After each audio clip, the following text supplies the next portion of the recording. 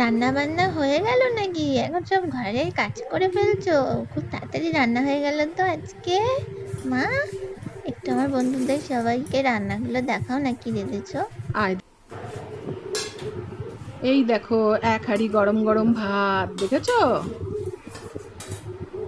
এই যে মাছের তেল, তেলটা তিতো হবে কিনা কে জানে, একটু নরম ছিল। আর এই যে সব কিছু দিয়ে একটা ডাঁটার চচ্চড়ি করেছি, কুমড়োর ডাঁটা দিয়ে। আর এটা কি বলে তো, কি গো? ডুমুরের ডালনার মতো করে একটু শুকনো করেছি, ডুমুরের ঘন্ট টাইপের করেছি। ও, তোমার খুব ভালো দারুণ লাগে। লাগে, হ্যাঁ।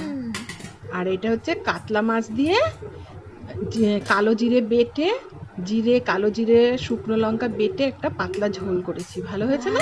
হ্যাঁ, এই গরমে পাতলা ঝোল খাওয়াই ভালো। হ্যাঁ, যা গরম পড়েছে, যার জন্য আমি দই পাতিয়েছিলাম কালকে রাত্রে। ও, দেখ দইটা কি সুন্দর হয়েছে। হ্যাঁ, ভাত দিয়ে খাবো। হ্যাঁ।